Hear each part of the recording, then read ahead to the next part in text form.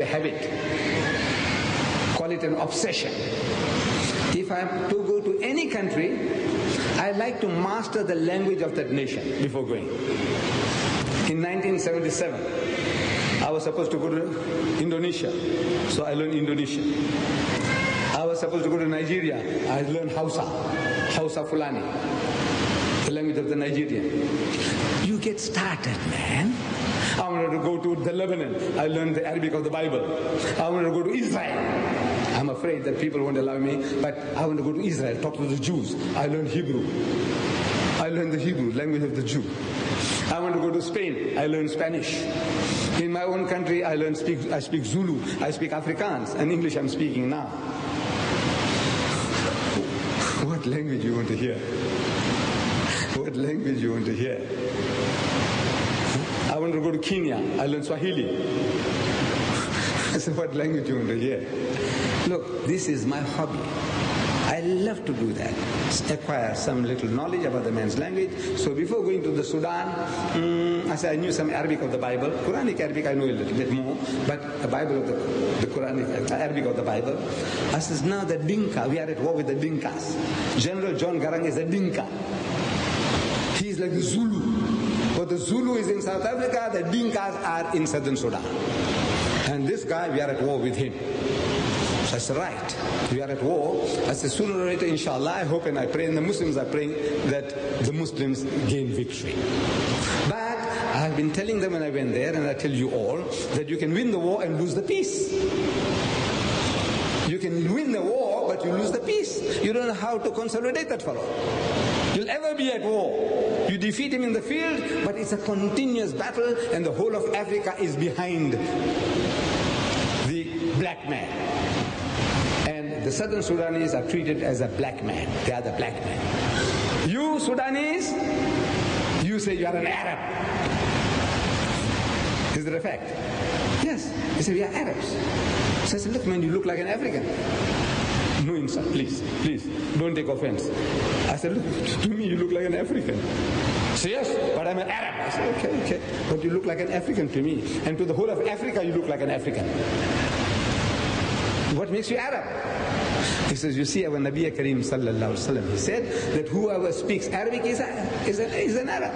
So that definition, you are Arab. Anybody who speaks Arabic, if all of Pakistan was speaking Arabic, you would be also saying we are Arabs. That's qualification, that definition our Nabi gave. Whoever speaks Arabic is an Arab. From that point, you Sudanese are Arabs. But from your looks, ethnically, you look same like the Dinkas to me. Please forgive me, no insult. But now how are you going to talk to the Dinkas? So I got the Dinka Bible. They tell me there are 4 different dialects of Dinkas alone. They got the Bible in the 4 Dinka dialects for these people, 4 different dialects in their language. So I got one of them. I said, the one that John Garang, his dialect I want. So somehow I got that. And I learned. And I went into Sudan. I go to put up in Hilton Hotel. I go to the receptionist. And I said, hey, I was trying to learn your language. That's how I open up. Anyway, I said, I was trying to learn your language. He said, yes. I said, listen, he's thinking Arabic, I'm going to talk. I said, Apiat abatin, wiyaki likith, apiat inunukwik, tijal an, nasha jil, keidujil ashibu inunukwik, kunalar, ikabatuj, inunukwik. This guy, no, that's not our language. I said, Sudanese. He said, no, that's the language of the Dinka. I said, oh, he's not Sudanese. Yes, he's Sudanese, but there's a Dinka language. That guy there, that porter, he's a Dinka. So I go to the porter. You see, he looks the same African like the other. I said, I was trying to learn your language. He said, yes. I said, listen, if I'm making a mistake, if I'm murdering your language, please forgive me. He says, all right. I said, listen, apiat abasin, wiyaki likith, apiat inunukwik, tijal an, nashajin. He's stunned. Me, I'm supposed to be an enemy. He goes, are you Dinka? That means I'm at war. I want to fight him. You Dinka, you're fighting my people? I'm a Muslim, you can see that. You want to fight? I don't want to fight. I said, I'm trying to learn your language. And we all love our language. They're sweet. Wallah, this is the sweetest thing is our own mother tongue. Whatever language it is, however silly it sounds. Your language, my language, to me, the sweetest language on earth. My own, Gujarati. To you, maybe Urdu, Arabic. But my language, I love it. So I repeat this to the Dinka, the potter. He corrected me, some pronunciation. So I'm asking him, you people before the white man came, who Christianized them. This guy's a Christian. He's a Roman Catholic. I said, before the white man came, did you have a concept of God? Did you people believe in God? He said, yes. I said, what do you call him? What is the name of God? He said, Nihalik. Nihalik. The Dinka fellow said, Nihalik. His name is Nihalik. I said, have you got a statue of him? An image, an idol? He said, no. I said, why not? Couldn't you carve out of wood the shape of a man or a monkey or an elephant or a snake? He said, yes. Or out of clay, could you not have formed a statue? He said, yes. And I said, why didn't you do it? Why didn't your people make a statue of your God? He says, sir, how can you make a statue of light? He is light. And you call him a kafir. You call him a kafir. You call him an animist. That's what the white man told you to call him. Is he a kafir? He is telling you, Allahu nuru samawati wal ard. Allah is the light of the heavens and earth. The Zulu is telling you, Kul huwa Allahu ahad, Allahu samad, lam yalid wa lam yulad wa lam yakun lahu kufuwan, without using the name Allah. He's telling you this is our concept. And you say he's a kafir, kafir. Astaghfirullah. This is the sickness we have inherited from the white man. I says, get rid of this sickness. Talk to the guy. And nobody, I'm telling you, in the Sudan knows the language of the South. Nobody. I have a crowd like this. I said, how many of you know the name of God Almighty in the Dinka language? Put up your hands. So 2 guys put up the hands in a crowd of this size. So I said, you are a Dinka?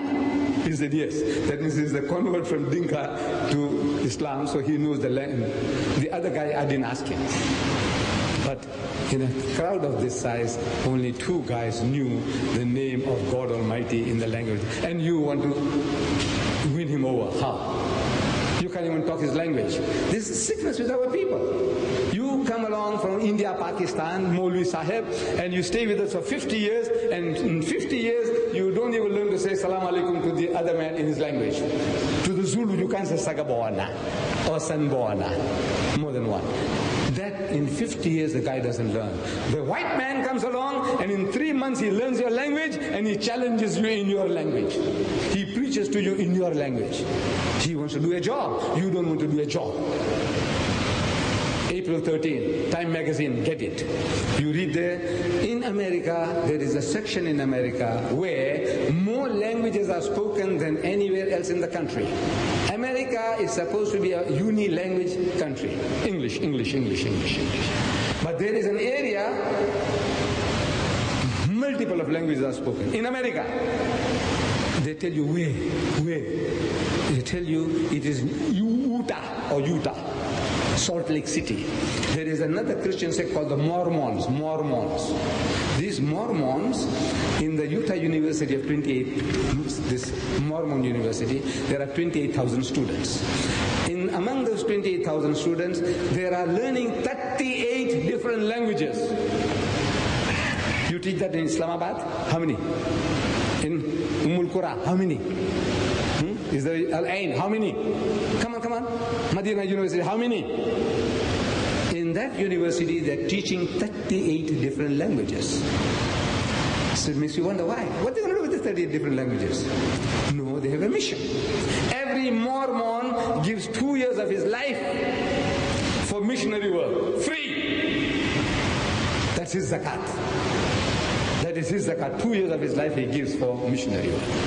So now, while they're studying, they said, right, where are you going to go? So one guy say, I want to go to South Africa. What languages they speak? They speak Zulu, Xhosa, Tswana. What else? Well, they also speak English.